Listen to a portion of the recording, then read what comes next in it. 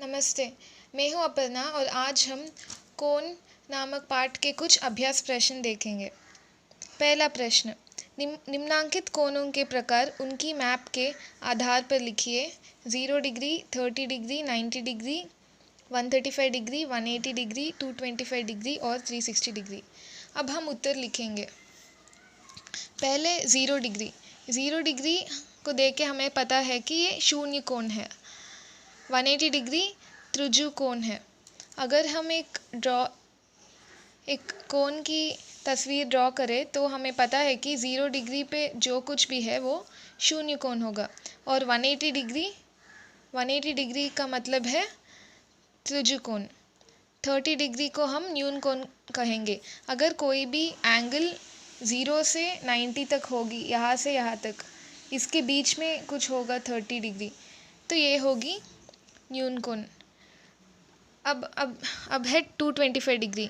225 degree 180 से 270 तक है, यहाँ बीच में कुछ आएगा तो ये होगी बृहत् कोण। और 90 डिग्री है समकोण। हमें पता है कि 90 डिग्री होगी समकोण। 360 डिग्री संपूर्ण कोण होगा। यहाँ से लेके यहाँ तक अगर हम देखें तो ये होगा संपूर्ण कोण। और 135 डिग्री होगी अधिक कोण। पहले यहाँ से लेके यहाँ तक अगर कोई भी कोण 90 डिग्री और 180 डिग्री के बीच में हो तो वो होगी अधिक कोण। अब अगला प्रश्न, निम्नांकित कोणों के कोटिपूरक कोण ज्ञात कीजिए। अब हमें इन कोणों की कोटिपूरक कोण को फाइंड करनी चाहिए। पहला 30 डिग्री। 30 डिग्री की कोटिपूरक कोण होगी 90 - 30 = 60। क्योंकि जो अगर हम एक कोण की ग्राफ देखें तो 30 डिग्री ये होगी और इसकी कोटिपूरक कोण को हम फाइंड आउट करने के लिए 90 - 30 करेंगे। इस एंगल को हमें फाइंड आउट करनी चाहिए, तो ये होगी 60 डिग्री। और 60 डिग्री की कोटिपूरक कोण होगी 90 - 60 = 30। 40 डिग्री की कोटिपूरक कोण होगी 90 - 40 = 50।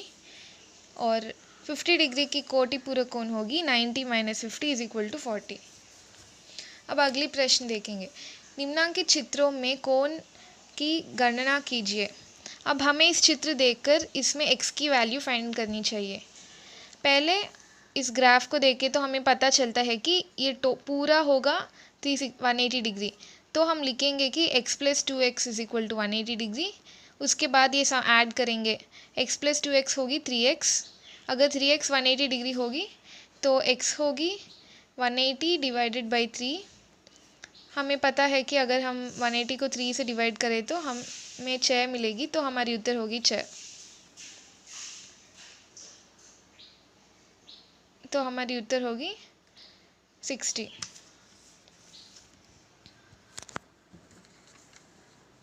अब अगली प्रश्न देखेंगे।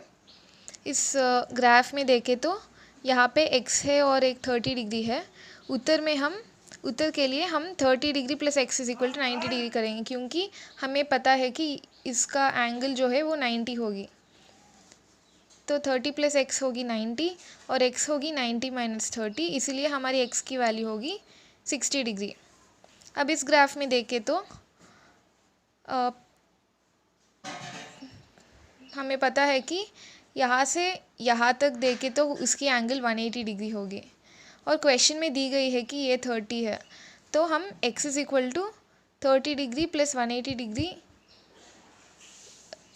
लेंगे और इससे हमें x की वैल्यू पता चलेगी। x = 210 degree. अब अगली प्रश्न। अब इस प्रश्न में देखें तो यहाँ पे x की 2x है और यहाँ पे 150 डिग्री है। इससे हमें पता है कि अगर ये इसकी वैल्यू 150 डिग्री है तो इसकी ऑपोजिट में जो भी है उसकी भी वैल्यू होगी 150 डिग्री। इसीलिए हम 150 डिग्री + 150 डिग्री + x + x, ये पूरा होगा 360 डिग्री ऐसे लिखेंगे। और 150 + 150 होगी 300, x + x होगी 2x और अगर इस 300 को इस तरह ले तो 2x इज इक्वल टू 360 माइनस 300 degree, x is equal to 2x is equal to 60 degree. और उसके बाद हम डिवाइड करेंगे x को 60 को 2 से, तो हमारी उत्तर होगी x is equal to 30 degree.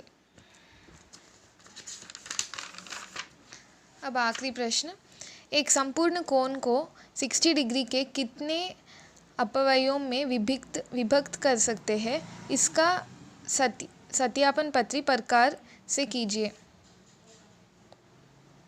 उत्तर, अभी हमें पता है कि अगर हमारे पास 60 डिग्री है और इसके हम कुछ अपव्ययों को जानना चाहेंगे तो हम इसको मल्टीप्लाई करेंगे। तो 60 इंटू 2 होगी 120, 60 इंटू 3 होगी 180 डिग्री। हमारी यहाँ पे 180 होगी और 60 इंटू 4 करने से हमें मिलेगी 240 डिग्री, 60 इंटू 5 करने से हमें मिलेगी 300 डिग्री, 60 इंटू 6 करने से हमें मिलेगी 360 डिग्री। और अगर हम 60 इंटू 7 करें तो हमें मिलेगी 420। पर ये 420 डिग्री हमारी हम ये एक्सक्लूड कर देंगे क्योंकि हमारी जो कोनों की ग्राफ जो है इसमें तो सिर्फ हम 360 डिग्री तक लेंगे। अगर यहाँ से यहाँ तक जाए तो होगी 360, इसीलिए इसको हम एक्सक्लूड कर देंगे। तो हमारी 60 डिग्री के अपवर्ज्य होंगे 60, 120, 180, 240, 300 और 360। तो एक संपूर्ण कोण को 60 डिग्री के 6 अपव्ययों में विभक्त कर सकते हैं। धन्यवाद।